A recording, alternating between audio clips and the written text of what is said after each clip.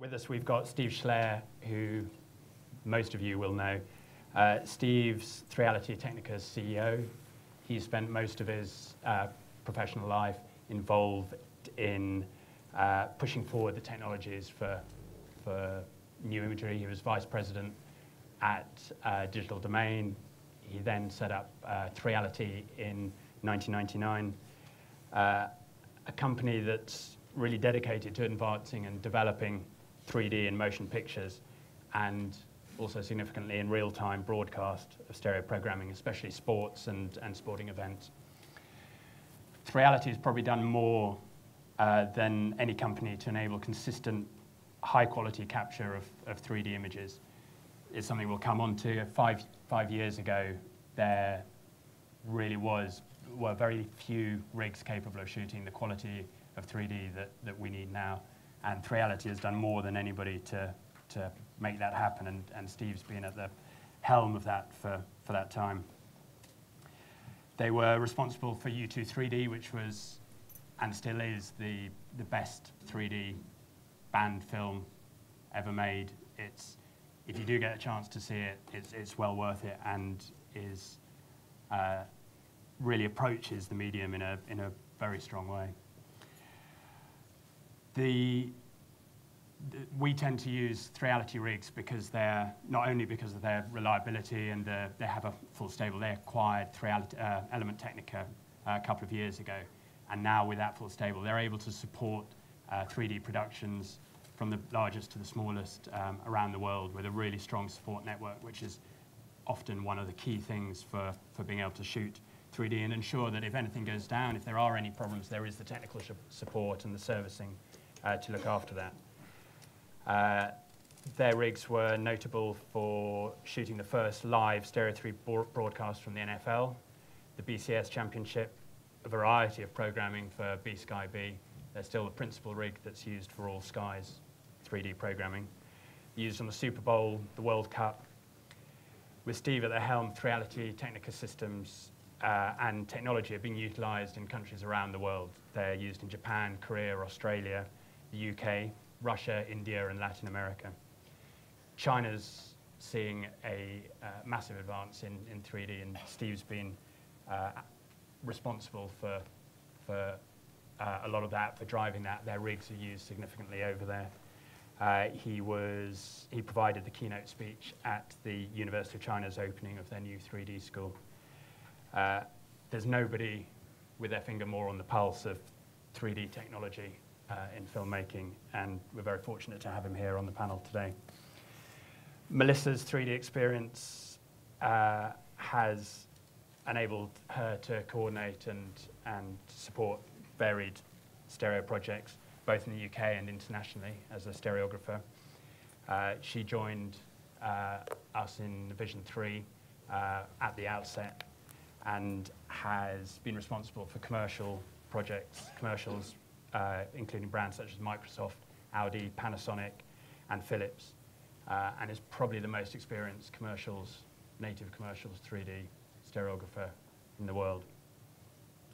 In addition, she was stereographer for the first 3D fashion film starring Kate Moss, and we'll see that film in a minute. Kylie Minogue's Aphrodite was shot in 3D at the O2 for Sky, and Melissa was brought onto the project to give a bit more of a cinematic feel to the typical sort of live broadcast, and used her 3D experience in commercials to give a very strong and creative feel to the 3D. Her 3D approach is supported by a background as a cinematographer.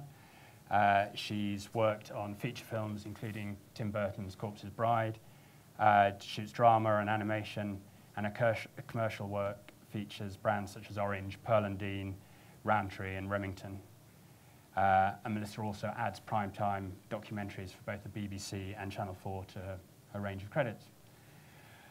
My background is in specialist film. I've been involved in 3D for 20 years. My particular interest is in the creative side. How can we use 3D to help tell the story and enhance the audience experience? The technical side is a critical part of that, but to me, that has to be taken as read. It's the creative side that's going to enhance the audience experience, make it worth paying the extra dollars at the cinema or putting on the 3D glasses at home. So I want to kick off with 2 clips. These, all 3 of us were involved in these. The rigs came from Steve from Reality Technica, and both Melissa and I were involved in both of them. They were both shot for TV. We're pushing the 3D on this, but we hope you enjoy it. The first of those pieces were a series of, I think it was 8 or 10 idents that we did alongside the BBC's Olympic coverage, 3D Olympic coverage. The second was a Bailey Walsh directed gallery installation, and that was featured on a large screen TV within a darkened gallery space, and the sound was very prominent with it. And it's pushing it quite a lot to have it on a screen that size, and I imagine some of you guys in the front couple of rows may have struggled with some of the nearer bits, but I thought it interesting to show anyway. The first question I wanted to put to the panel and for us to discuss was particularly technology-based. How has the technology evolved over the last 3 or 4 years particularly? 4 years ago, I was shooting on a rig that literally took 4 people to carry, and the last job we did, we were using 3D rigs on Steadicams. And when I was shooting on that rig that took 4 people to carry, there was not anything else available in the country that would give the quality that would be needed for this sort of shooting. Steve, you're best placed to answer this. How do you think they've evolved, and what are your new, what's the work that you're doing at the moment to push that forward? Wow, it's come so far. You know, the goal is always, the goal when we started, and I can only address this from our equipment, you know, and I know there's lots of things out there and some good things out there. The goal was, first of all, to make the business side work. So we really wanted to build gear that would let us shoot 3D as fast as 2D, or this just would never be a commercial business. And in order to get there, that means it has to be lighter. It has to be faster. To me, one of the biggest changes in technology that I know we've worked on is just alignment, because alignment used to be the big bugaboo of shooting 3D. You'd change a lens, you'd change focal length, and you'd spend 20 to 30 minutes screwing around with realigning the images, or you'd accept the fact that they're going to have to fix everything in post, which really pushes the problem off. And it's never quite as good because you can't fix everything in post. So for us, it was how do we align rigs quickly so that a lens changes 3 minutes and it's ready to go with alignment. And that was this whole idea of putting motors on everything and doing everything remotely, and even remotely wirelessly. So for me, the biggest change in technology was the ability to do remote alignment of rigs, so that if a director's working with talent and they're focused and they've done a really strong piece and you need to move in for a different shot, you're not disturbing the shot, the people, by sending in a crew of people with rocks and hammers to realign the next shot. Everything is quiet, it's in the background, the director has his set and can work with the talent. That's let us move so much more quickly. Then the rest of it is, how do we make it lighter? How do we make it smaller? Size is really a function of lenses and cameras, so I can't say we've made it smaller. The fact that there are now smaller professional cameras has enabled it to become smaller. Things like the REM, the Epic, some of the small Sonys let us build a smaller rig to wrap around them, as opposed to the big giant ones that had to carry the weight. And then the rest is untrainable. It's physics, it's lens sizes. Whatever lens you're using, you're going to need a mirror that covers the field of view of that lens. And you could have a lens, you could build an anti-gravity lens that floats in air, but you still have a wide field of view, and you still have to build equipment to encompass that. I have a question for you, though. What frame rate did you use on those spots for the BBC? We shot most of it at 1,000, but I think some of that's down at 500, but it was a combination. I'm sorry to interrupt that flow, but that was beautiful. It was quite fun. The nice thing about that was we were able to, and this is something we'll come on to in a bit, the shots were all about the 3D, and we were using the 3D to help show or help communicate the amazing things that the body, the superhuman things that the body does in Olympic sports. So the shots were designed for the 3D. We spent a couple of days in prep designing the shots, the angles, the sports, and all the rest of it. And if you do that, you can do all sorts of things. That was stunning. Melissa, picking up on that, the talk about the equipment, yeah. And also how that affects crews and how crew development and increasing experience in crews has helped your shooting on set.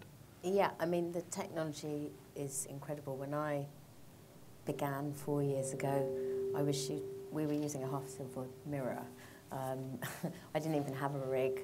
So, and now with reality rigs and also a whole slew of other rigs, because I often found myself in a situation where, particularly with commercials, where I was suddenly abroad, and at that point in time, at the beginning, there were just the rigs that were there with the rigs that were there, and you just had to get to know the rigs. So I became a bit of a collector of rigs and trying the different rigs out, you know, and there would always be a situation where it would have certain strengths for one particular job, but wouldn't necessarily be the right for other jobs. But predominantly the start was, you know, was the size of the rigs, which was good in terms of stability, but, you know, we were carrying, you know, massive rig up a mountain like Element Technica Quasar, which in some senses was good because it was so stable, so we could, you know, shift it about.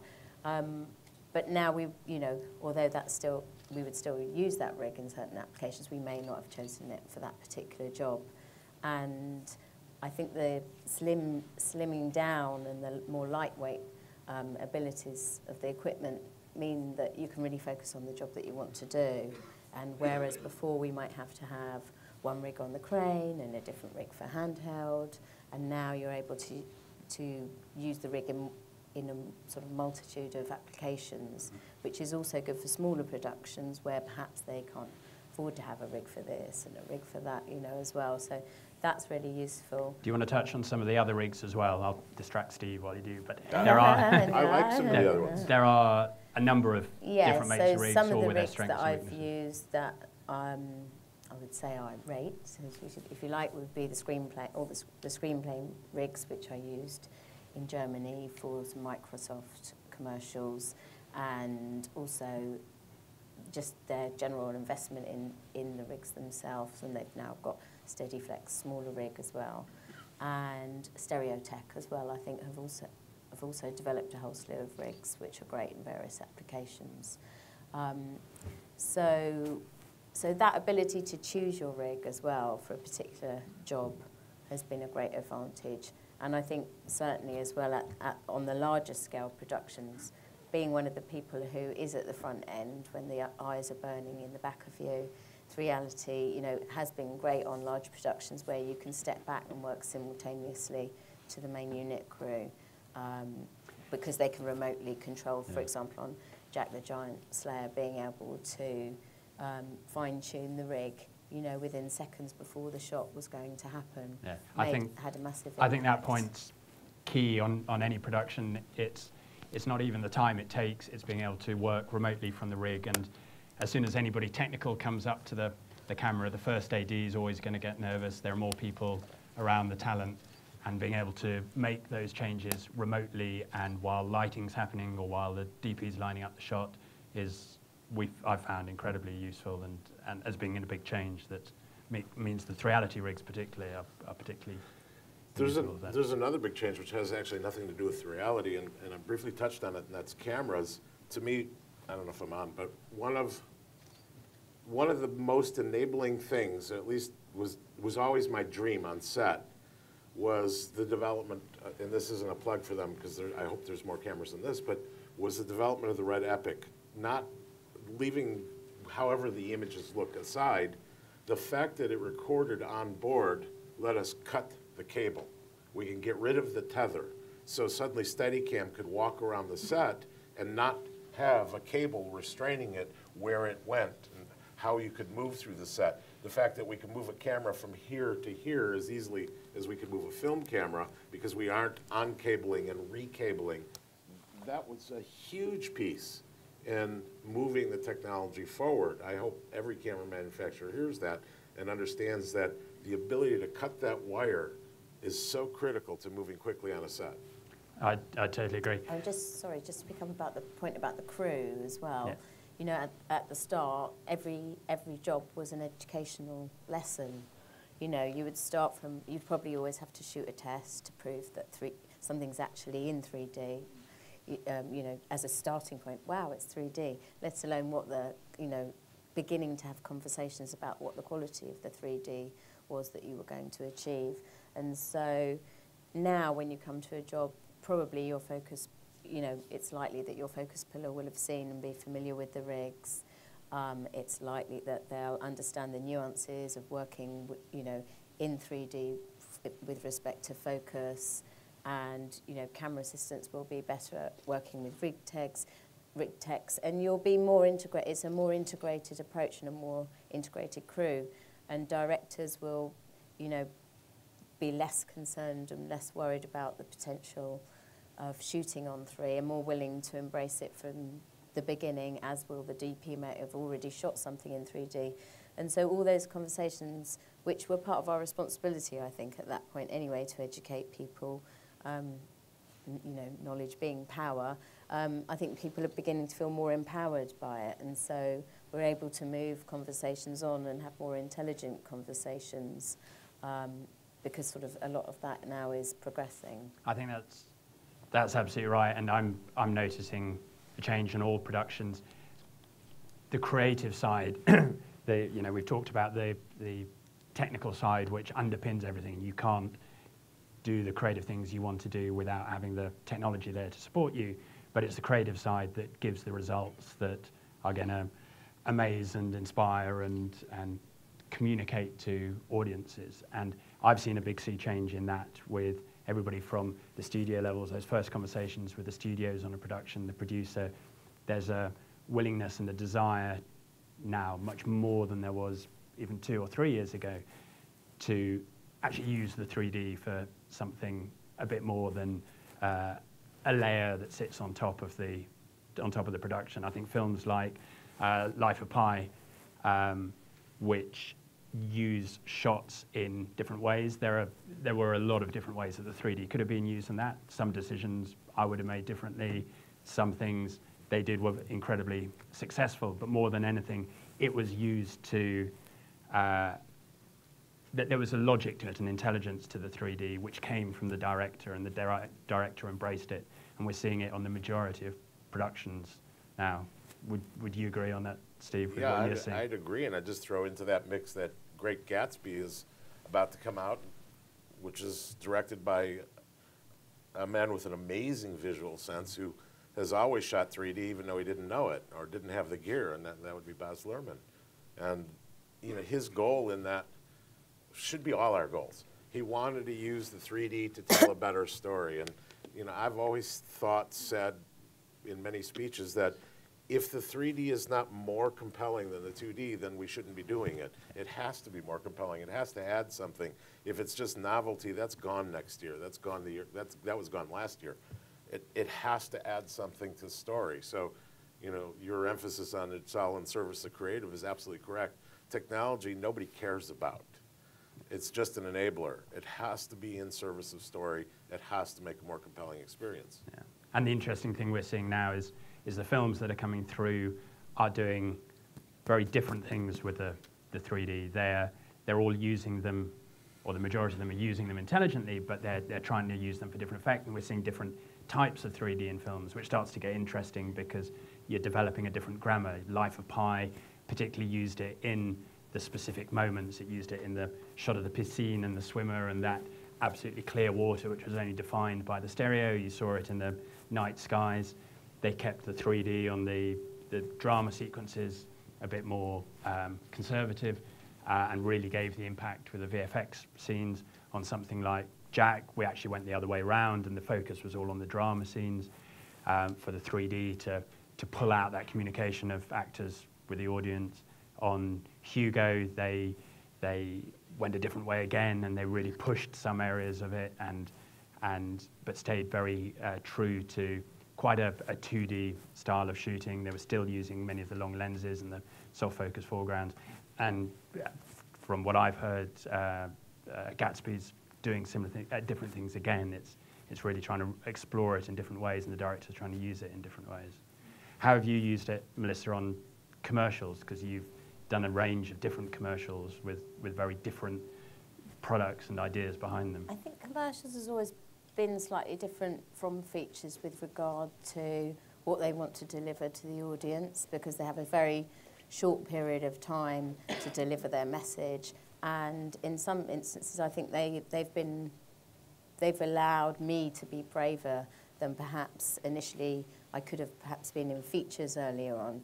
You know, features at the beginning was, you know, off the back of Avatar, which was kind of all very much behind the screen and was beautiful, but was also suffering from this big kind of argument about 3D is just a gimmick, and so kind of as a response to that, it almost swung the other way and tried to avoid being a gimmick. A commercials world, in some senses, is often can be gimmicky, you know, and can have fun and does want to grab the audience. And so I think that allowed me to be a bit more adventurous. And I think with the Kate Moss project, which wasn't really a commercial, but was in the certain sense that it was a short piece,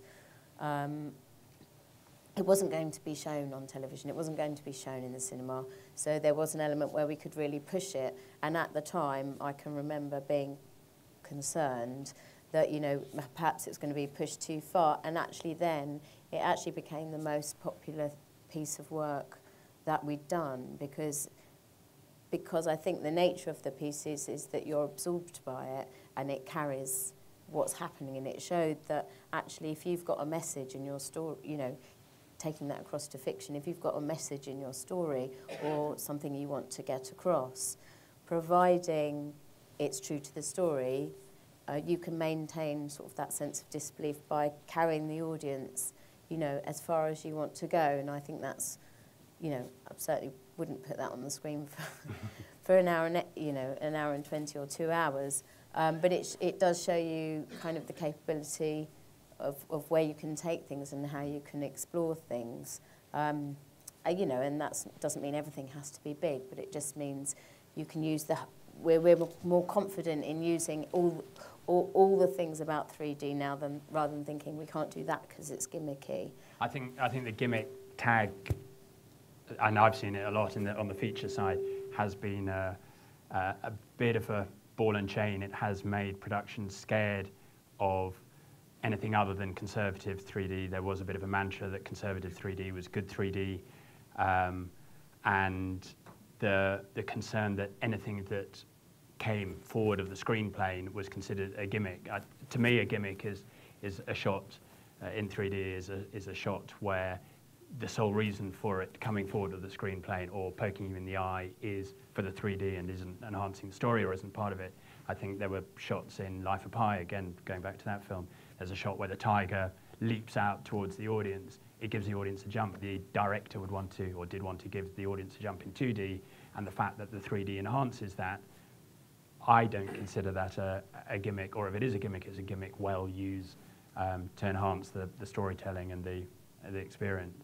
Have you seen it on your... you know, there's a whole nother side to that, though, yeah, which is the word conservative.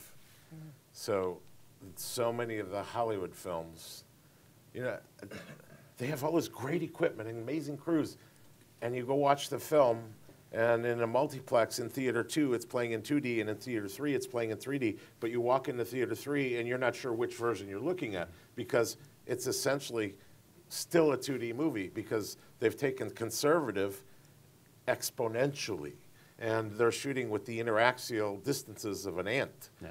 And trying to make a 3D movie, but they're going to be safe for the audience because we want to protect everybody in the front row. There's no difference between those movies and the 2D movie in the theater next door, and it's really disappointing. Yeah. And, you know, I've changed viewpoints from years ago where I would, and I know, I saw your depth script on Jack, and I thought it was brilliant, but I've changed viewpoints a little bit. I'm still big in favor of the depth script, but I want to raise the level. Yeah. So the conservative level is no longer flat. Yeah. The conservative level is a fair amount of depth, and then you go from there. I think, that's something I'm doing a session on Jack the Giant Slayer this evening, and I would totally agree that 3D is evolving and has evolved hugely over the last few years. We have much more, we're able to do much more interesting things with the 3D than we were. And looking at Jack, for example, I would totally agree with you. I think we did try and provide a difference between the 3D and Cloister, where the humans lived, and Gantia, where the giants lived. So there was a different feel to the environment, and a difference between Jack's hut and the castle. I think both of those could have been raised, exactly like you say. I think you can still do interesting things with, because the 3D helps with a sense of scale, and that was a key thing with the giants.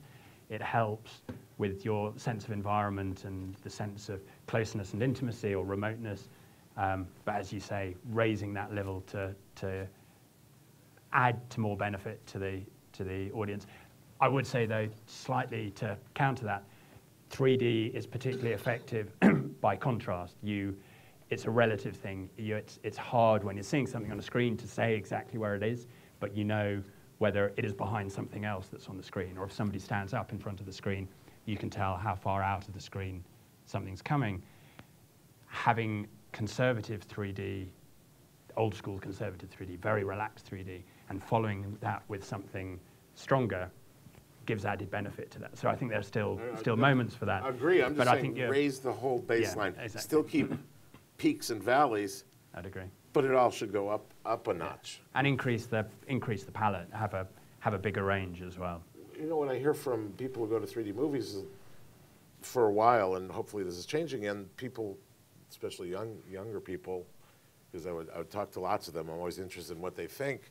They stopped going because they would never know if it's going to be a good 3D movie or a bad 3D movie. And one of the comments I always hear is, well, I didn't really see much 3D. Or I go see a feature film, and I see the audience keep taking off their glasses and looking at the glasses, wondering if they stepped into the right theater. And you've lost them, because if they're not involved in the story at that point, and they're busy looking to see if their glasses are working or not working, because they don't see any depth, then you've already lost them. Yeah. And that's something interesting that comes out of shots when you've got a huge scale on gravity. We've got shots where all we've got in the frame is the Earth and the stars behind. And we can't have the audience questioning whether they're actually in the right showing of the film, taking their glasses off. It's the opening shot of the film.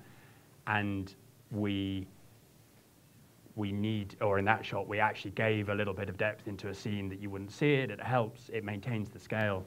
But I think it's really important that audiences don't start questioning whether the shot's in 3D, whether things are broken, because again, that'll pull them out of the story as much as a gimmick will, or too much 3D. Yeah, this isn't an argument about doing a lot of that. It's not about that. It's just about putting enough parallax on screen so so it works. The thing I'd say with that is you can't, the stereographer, the stereo team can't do that in isolation.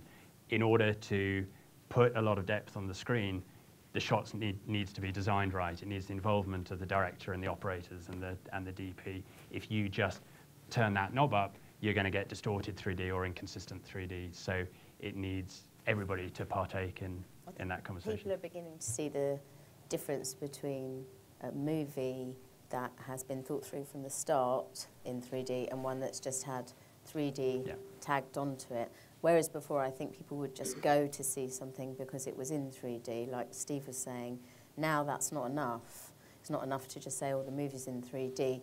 You know, people are making a choice between going to see something in 3D or not. You know, I know if I go and see something in 3D, and I often have to go and see a lot of things in 3D, sometimes I'm going to see things I don't want to see, and I'm aggrieved that I've had to pay the money for the ticket. Likewise, though, I also think the whole thing about audience expectation, I think they are learning to become more educated, like I was saying, about what makes a good 3D film. You could go and see a 3D film with loads of 3D that, you know, which I don't think that's what you're saying, but loads of 3D with everything turned up doesn't make it a good film. And I think the thing about kind of learning to use the whole palette of the 3D from high to low is making a difference. Conceiving it from the start is making a difference. Tied in with the fact that more interesting directors, more interesting films, dare I say, are choosing to shoot in 3D has been a massive, massive uphill battle, but hopefully is beginning to pull through. I think that's right. I mean, on Gravity, and this was driven by the director on a shot, this was Alfonso Cuarón, on a shot that we'd be viewing, he would challenge me to use the 3D to help support what he was trying to do with that shot. If he wanted the audience's attention to be focused on the hands, they'd light it so that it draw you attention, but then you can also use the 3D to help that. I mean, we ramped up the 3D from one frame to the next by over 5 times on a specific shot in order to focus the attention on those hands, and it does. It completely draws you into that. And he's one of the most exciting Hollywood, if you like, Hollywood directors that I've heard engaging in 3D to date, and I think the film will reflect that. Yeah, I agree. I'm conscious that we should be going to the floor. We could talk forever, but 3 minutes. We've got hand up over there.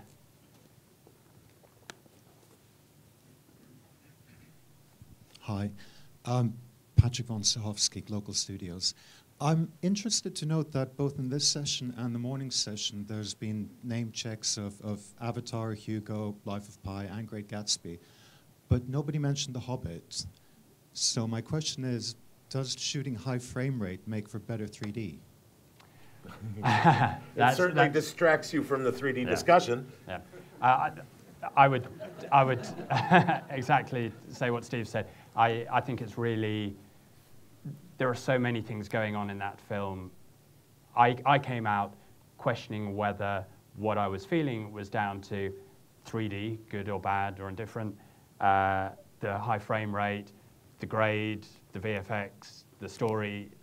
I think that's a much longer conversation. I don't know whether you we're going to switch to variable frame rate, and then it'll actually start working, because all on all the time wasn't all that effective. Duncan in the front row.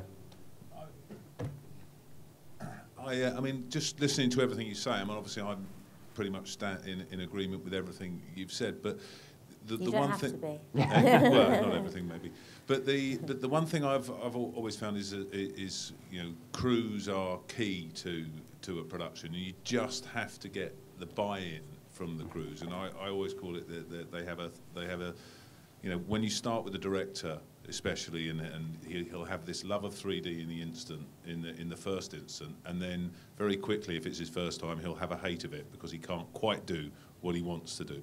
Are you finding that is changing and people are getting more acceptant of it and trying to work with it? Yes, very much so. It's partly because, you know, you have filmmakers like Ang Lee and Scorsese and the others who, so there's a feeling that, you know, there has to be something in this thing. So there's an initial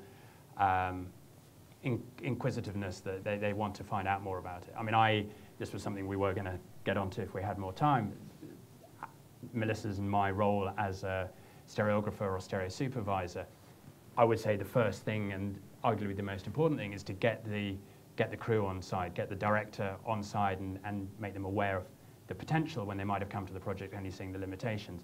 Working with the DP to show them how their 3D affects, how their lighting affects the 3D, how design affects 3D. You know, it goes to costumes and makeup as well, but I would say it is the difference in most cases between a good 3D film and a bad 3D film, that involvement of production, particularly the director and DP. So you see less tantrums, you know, 3D tantrums?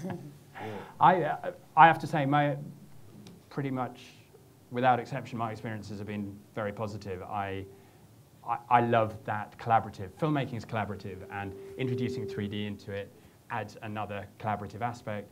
Filmmakers are problem solvers.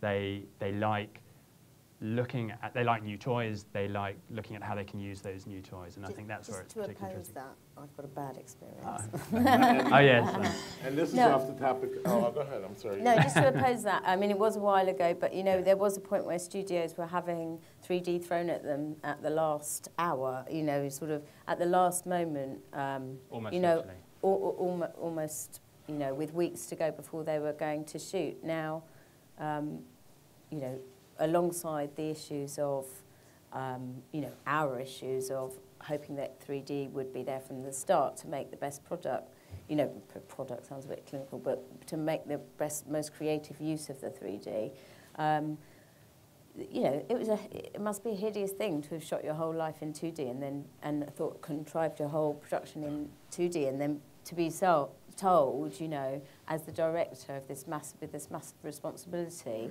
weeks before you're going to go, that actually you might be shooting in 3D.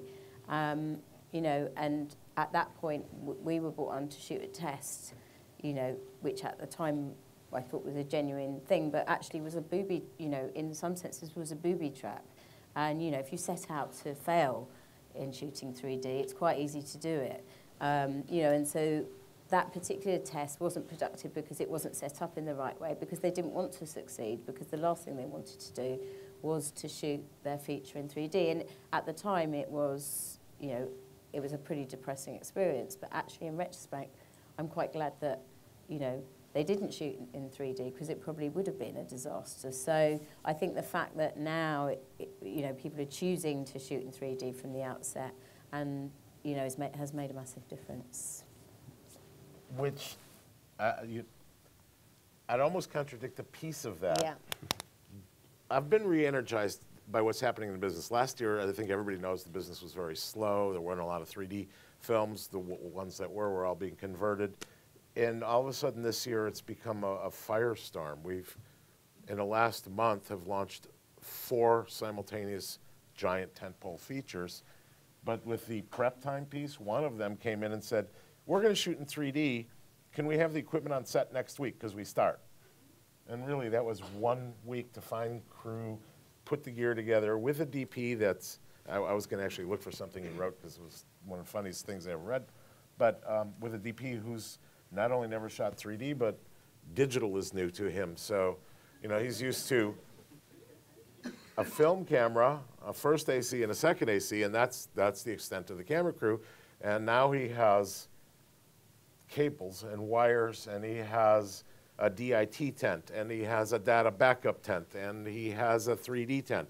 And suddenly this guy who's shot with 3-person crews his whole life has 3 pop-ups on set for every shot, and electronic signal pathways and workflows, and it was a bit staggering to him, and he had literally a week to prep. Yeah. I think that's true. We didn't have those rigs then. Yeah. This was sort of like 3 or 4 years ago when we weren't actually at that point even shooting with zooms in this country. We were still shooting with primes. And so the whole technology would have taken a lot longer to have got together at that point. Now I think you're right. We could, you know, the systems are set up, all the crews are set up, so we could jump into The speed action. of shooting now in 3D is, we always set out to try and shoot at a 2D schedule. I mean, very much with the help of rigs like Steve's. It's different rigs for different jobs, but you really can shoot at a 2D schedule now. It needs the prep, it needs the crew to be on board, it needs the skilled crews and technicians, and it needs everybody to be on board with it. But there is no reason for not being waved at. No, even on that feature I was just mentioning, that the gear was shipped to location, the cases were set on the floor. Within 1 hour, the cases being unloaded from the truck, the camera's up, ready to go. Exactly. It would be the same time in 2D. We're being drawn to a close. Am I right, Soph? Is that this? Thanks very much to Melissa Byers and Steve Schleyer, and have a good summit.